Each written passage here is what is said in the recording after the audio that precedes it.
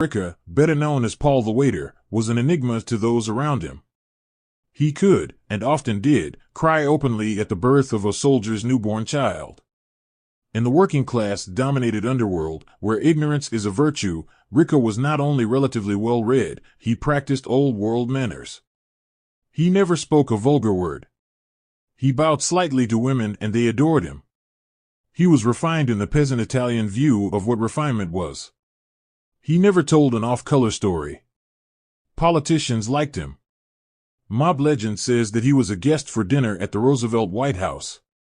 Ricca spoke often and colorfully about his impoverished childhood in Naples, and he was known to be generous in his donations to assist Chicago's poverty-stricken immigrant Italian community. From his massive estate in River Forest, empowered by his vast fortune, most of it in cash, Ricca was able to slip in and out of Chicago's elite society like, as it was said, cashmere around a leper. The real Paul Ricca was a stone-cold killer, equally proficient with a knife or an ice pick. He enjoyed his reputation within the mob for heartlessness and cruelty. Even Sam Giancana was amazed that Ricca was, as he said, a real bastard, that guy. He would laugh while he cut out a man's heart. He was accused by police and federal agents of taking part in at least 24 murders in as many years. That number didn't include the many other killings he ordered during the almost 40 years that he ruled at the top of the Chicago mob leadership. The little that is known about his background, for he was a very secretive man, is that he was born Paul De Luca Angelo Ciolo in Naples, 1897. In 1917, Ricca killed Emilio Perillo. Ricca liked to say that he knifed Perillo to death because Perillo, just a boy at the time Ricca snuffed out his life, dared to ask for Ricca's sister Emilia's hand in marriage, and later that he killed Perillo because he had jilted her. Ricca liked that story so much that he spread it around and even paid some newspaper people to print it for him. The truth is that Perillo was killed in a retaliation murder for the Mafia, which Ricca was already a member of in 1917. Whatever the reason, the 17-year-old Ricca stabbed the unarmed boy to death while he begged for his life and then left him on a dark street to bleed to death. Ricca was arrested and did some time for the killing, but only 2 years, since it was a crime of passion, and in the village life view of things, Ricca had acted honorably if his story was to be believed. However, when Ricca was released from jail, he hunted down the witness against him, a young man named Vincenzo Capasso, and slit his throat from ear to ear, and then fled to America using the name Paul Maglio, a village friend. There was no doubt that Ricca had killed Capasso. Ricca was tried in absentia and convicted to 22 years in prison.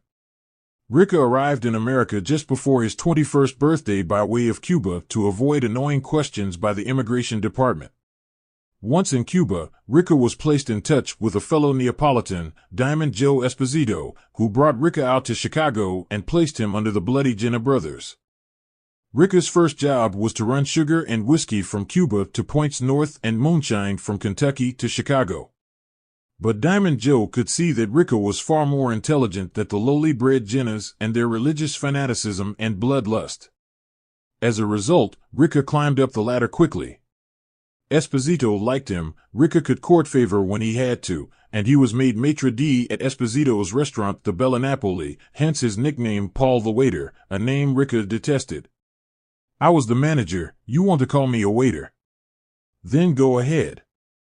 In 1928, when the Justice Department started using deportation as a means to level out the Capone organization, Ricca retained American citizenship under the name Paul de Lucia because he wrongly assumed that the Italian government had notified the American government he was living in the country under the name Paul Maglio. That was another mistake that would come back to haunt him. Ricca had already filed income tax returns under the name Paul Maglio and swore on those documents that he was an American citizen and that Paul Maglio was his actual name. During his long career as Chicago's most influential and powerful gangster, the federal government would never allow Ricca to live out his life of crime without interference. But even under the constant scrutiny of the entire Justice Department, Paul Ricca ruled supreme in the Chicago underworld for almost 4 decades. With time, Ricca drifted over to the Capone organization and again, he courted the powers that be and rose up the ladder quickly and quietly.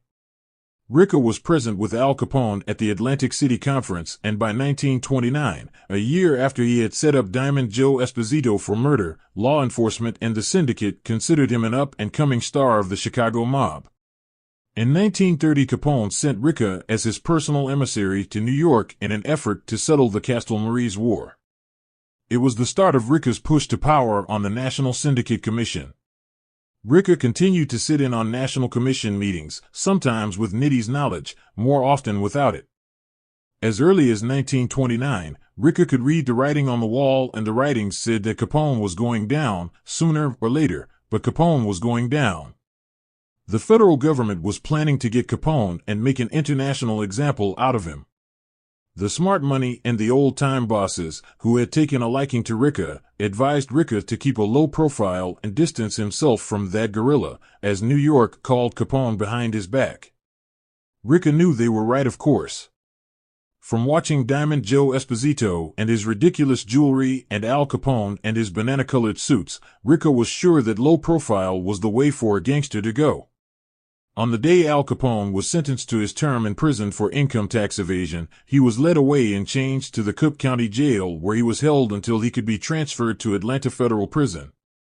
Late that same afternoon, Murray Humphreys, Jake Guzak, and New York crime boss Lucky Luciano visited Capone in Cook County Jail. A while later, two more New Yorkers showed up, Dutch Schultz in the company of Johnny Torrio. Capone called for the warden and told him that he needed a place where he and Torrio and Schultz could talk privately. Incredibly, Warden Moneypenny led the hoods to the soundproof death chamber, where Capone promptly sat himself in the electric chair. What Torrio told Capone that afternoon was that he had been double-crossed by Nitty and Ricca and the rest of the gang. What Torrio told Capone was the same thing that Gus Winkler's wife told Special Agent O.C. Dewey on May 20th, 1936, in the FBI's Louisville, Kentucky office. For a while, Gus was working to clear Capone of the tax charges. Bartholomew said to Paul Ricca and Frank Nitti that he could get it fixed in Washington for $100,000. However, Frank Nitti, Rocky DeGrazio, and Lefty Louis Campagna came to Winkler's apartment and told him to back off, that they wanted Capone in jail. She added, in 1934 some of Capone's friends in the organization were trying to get him released before word went out from Paul Ricca and Frank Nitti to leave well enough alone. Aside from not fixing a bribe on Capone's behalf, the hoods withheld other vital information from Al as well.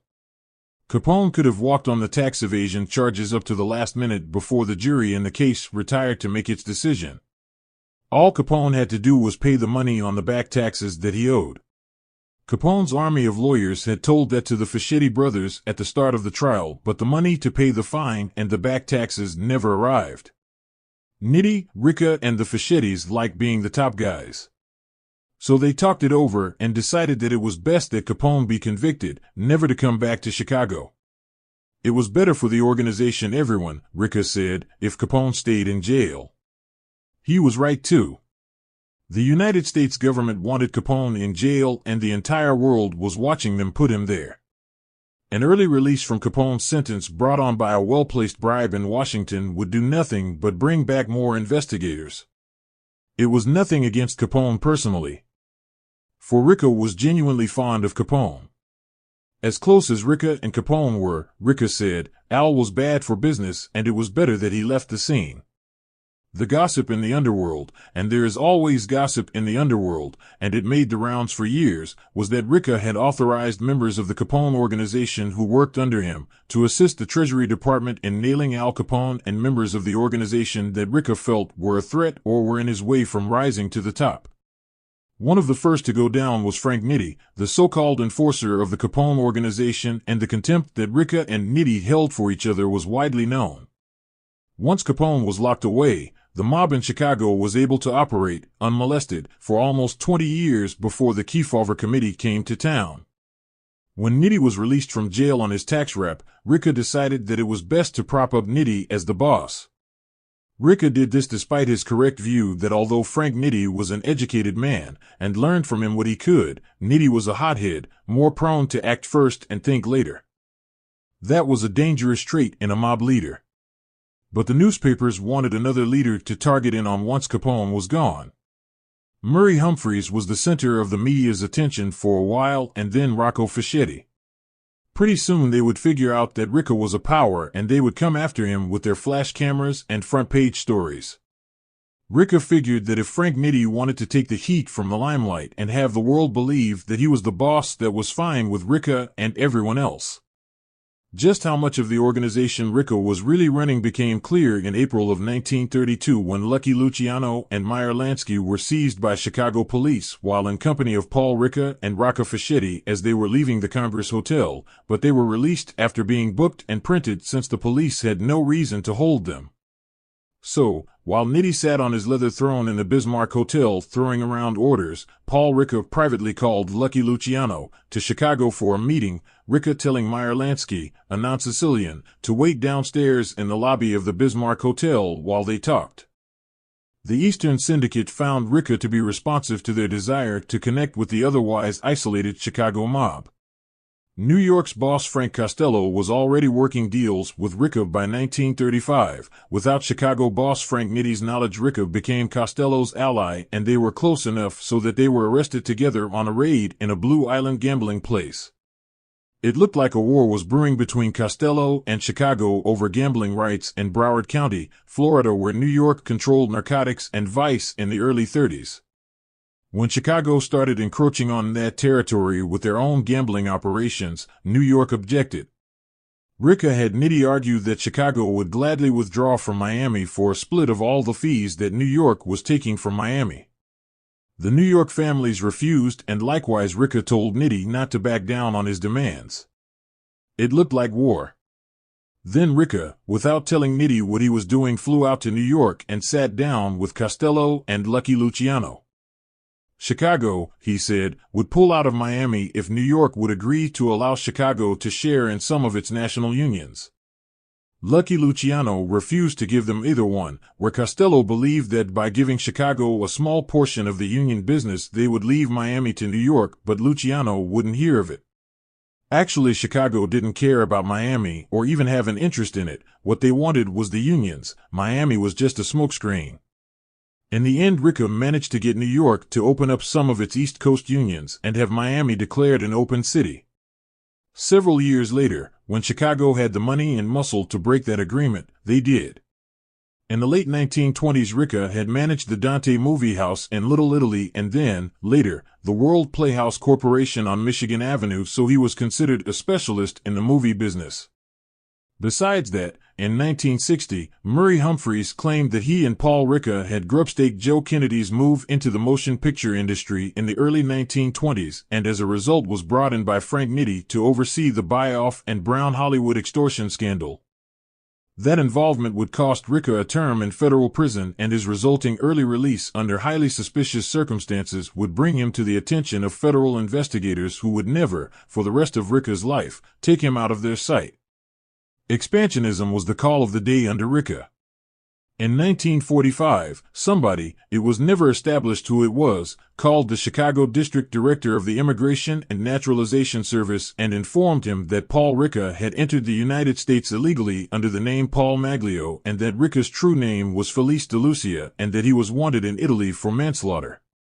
Almost certainly the caller was a member of the outfit, perhaps Tony Accardo or one of the Fischettis, who could never stand Ricca for as long as they had known him.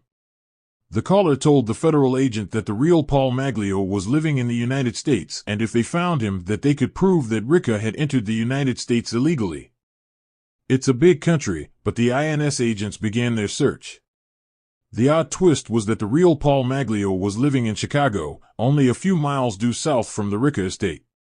Then, in 1948, the Bureau of Narcotics opened a Rome office and sent Charles Siragusa to manage it. Siragusa took fingerprints and photographs of known hoodlums with him and asked Italian police if they recognized any of the names of faces and were they wanted for anything. Paul Ricca was positively identified as a murderer who escaped justice. Now the government was starting to pay attention. In 1954, it all came together when the real Paul Maglio, the name Ricca used to enter the United States, was located in Chicago after an anonymous caller to U.S. Attorney Robert Titkin told him that Ricca had entered the U.S. under another name. Ticken's office located Emilio's sister, Mrs. Margaret Terrible, in Brooklyn, and she was shown photographs of Ricca and identified him as the man who killed her brother. However, under a constant flow of death threats, she changed her mind about testifying in court.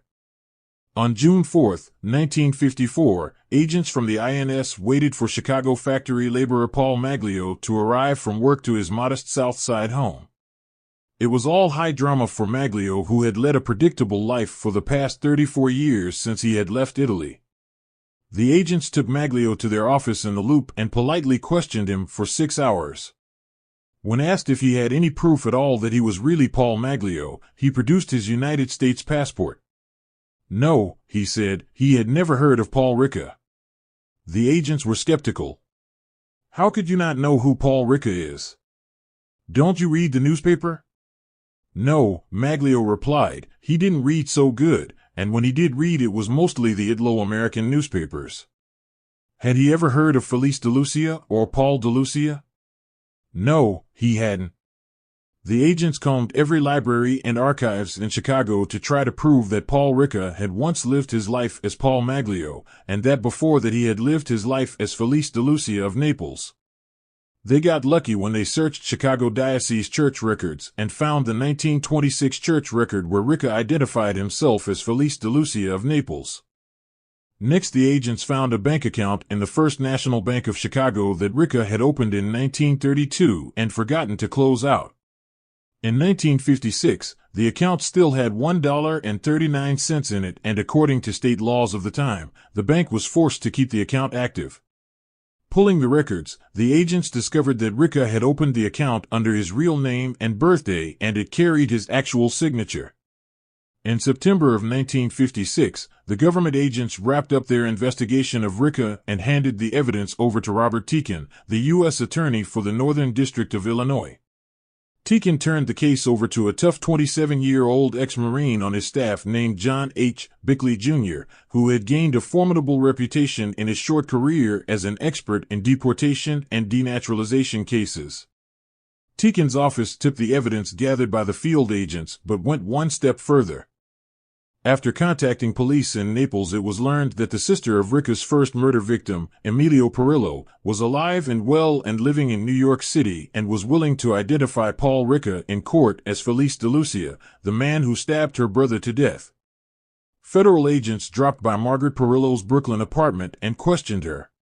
Yes, she said, she would testify against Paul Ricca because she wanted revenge for her brother's death. Satisfied, the agents left and reported their finding to the Chicago office of the U.S. Attorney's Office. The field agents' reports were in the hands of Paul Ricca the next day. Ricca sent word to Naples. The family of Emilio and Margaret Perillo that remained in Naples were threatened, and gangsters were sent to visit Margaret Perillo in Brooklyn as well. When agents returned to question Margaret Perillo a second time, the woman dropped to her knees and begged the agents not to make her testify. The agents held their ground. She would testify against Ricca or would be deported as an illegal alien. Margaret Perillo said she would consider what the agents had said. Then Margaret Perillo and her husband had vanished off the face of the earth, never to be heard from again. From that moment on, the government sealed its case against Paul Ricca in absolute secrecy. The government assigned a 5-man team to guard the Real Paul Maglio 24 hours a day. The agents slept in Maglio's living room, washed in his bathroom, drove him to and from work. It was better that way. Ricca was known to kill, or at least to order the deaths of anyone who threatened him in any way. When the government started to squeeze its net around Ricca, the hood became paranoid. He sensed informers were everywhere. Ricca's loyal driver disappeared forever. In 1953, Ricca ordered the murder of Anthony Rigucci, one of his sub-bosses who began in the organization with Capone. Ricca figured that the old man was talking to the federal government, so he had to go. Even if he wasn't talking to the federal government, he had outlived his usefulness. Police found Rigucci shot to death on October 1, 1953. He was face down in a sewer on 35th Street. His brother identified him by his ring with the initials AR, since the rest of his body was ravaged by the cold. The government's case to deport Paul Ricca from the United States started in April 1957. The government lawyers arrived armed with over 200 documents detailing their case that Paul Ricca Felice de Lucio was not Paul Maglio, that he was a draft dodger from the Italian army, that he was a convicted killer of one man and the convicted, in absentia, killer of another, and that he was the power behind the Chicago branch of the mafia. To Ricca's amazement, the government called as its first witness Paul Maglio, the real Paul Maglio. To add to the drama, Prosecutor Bickley had the real Paul Maglio stand and face Paul Ricca, who he also requested to stand. As the two strangers faced each other, Bickley asked, "Mr. Maglio, do you know this man standing in front of you?" No, I do not." "Mr. Maglio, have you ever seen this man before?" "No." "Mr. Maglio, this man standing in front of you claims to be named Paul Maglio and that he comes from the Italian village of Aprisina. Do you believe this to be true, Mr. Maglio?" "No, I do not." "And how do you know that, sir?" "I was the town clerk, the recorder of births in my village of Aprisina. There are still only 6,000 people there. We have all lived there for many generations, since before the Romans. I personally kept track of all of the births and deaths there for many years. There is only one Maglio family there, and it is my family, and there is only one Paul Maglio, and that is me." The trial ended shortly afterwards with Ricca offering no defense against the charges. He was found guilty and sentenced to 4 years in prison for evading payments of $99,000 in income tax for the years 1948 through 1950. Furthermore, the court ordered that Ricca be stripped of his American citizenship and that he be deported to Naples, where he faced a 21-year sentence for the shooting murder of Capasso. On July 1, 1959, Ricca entered federal prison in Terre Haute. In February of 1961, Ricca was ordered to be deported from the United States as soon as he was released from prison on October 1 of that year. Ricca appealed the case. On April 2, 1961, the United States Supreme Court denied a hearing of the Ricca case, and Paul Ricca, the ultimate godfather, was asked to choose a country where he would like to be deported to. Ricca's legal team, made up mostly of former government agents, replied that since he was wanted for murder in Italy, that to deport him there would be heartless, and he and his legal team sent letters to the immigration offices of 60 countries indicating what kind of undesirable Ricca was. Each country wrote to the United States government saying that they would not accept a deported Ricca under any terms or conditions. The INS responded by ordering Ricca to appear in their Chicago office every month while they looked for a country to accept him. It went around and around until finally, on June 20, 1965, the INS ordered Paul Ricca removed from the country as an undesirable alien. Ricca went to court with an army of lawyers to fight the ruling, and, predictably, the judge ruled that deportation was impossible since no country wanted the Godfather within their borders.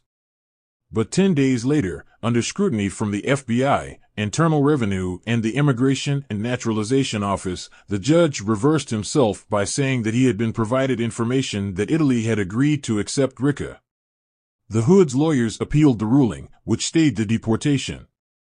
On September 18, 1964, the Immigration Office agreed to review the case again, and a new order for deportation was ordered which, in effect, started the whole legal procedure all over again.